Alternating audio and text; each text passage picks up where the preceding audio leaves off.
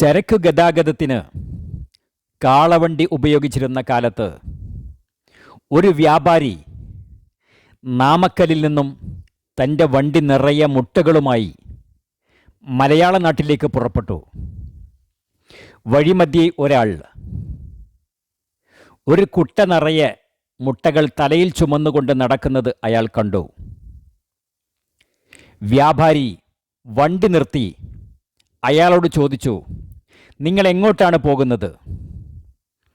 അയാൾ പറഞ്ഞു, ഞാൻ വയനാട്ടിലേക്കാണ് പോകുന്നത്.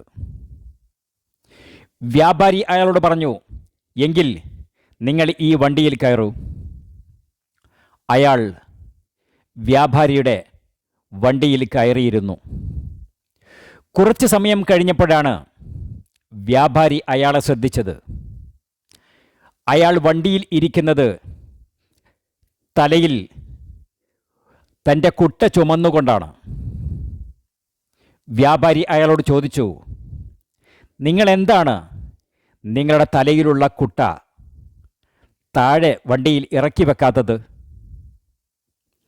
അയാൾ പറഞ്ഞു, നിങ്ങളുടെ വണ്ടി നിറയെ മുട്ടകളുണ്ട്.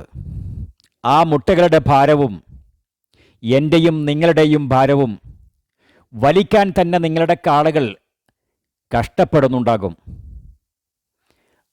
അതിൻ്റെ കൂടെ എൻ്റെ മുട്ടകളുടെ ഭാരം കൂടിയാകുമ്പോൾ ആ കാളകൾ നന്നേ ക്ഷീണിക്കും. അതുകൊണ്ടാണ് ഞാൻ എൻ്റെ മുട്ടകളുടെ ഭാരം ഞാൻ തന്നെ ചുമക്കുന്നത്. വ്യാപാരി ചിരിച്ചുകൊണ്ട് പറഞ്ഞു, നിങ്ങൾക്ക് ഏകദേശം ഒരു 70 കിലോ ഭാരമുണ്ടാകും. നിങ്ങൾ ചുമക്കുന്ന മുട്ടകൾക്ക് ഒരു 50 കിലോ ഭാരവുമുണ്ടാകും. മൊത്തം 120 കിലോ ഭാരം. നിങ്ങൾ മുട്ടകൾ നിങ്ങളുടെ തലയിൽ ചുമന്നാലും വണ്ടിയിൽ ഇറക്കി വെച്ചാലും ഈ 120 കിലോ ഭാരം നമ്മുടെ കാളകൾ വലിച്ചേ മതിയാകൂ. പിന്നെ എന്തിനാണ് നിങ്ങളത് തലയിൽ ചുമക്കുന്നത്? അതോടെ അയാൾ തൻ്റെ തലയിലുള്ള ആ കുട്ട വണ്ടിയിൽ ഇറക്കി വെച്ചു. പ്രിയരെ, കരുണ നല്ലതാണ്.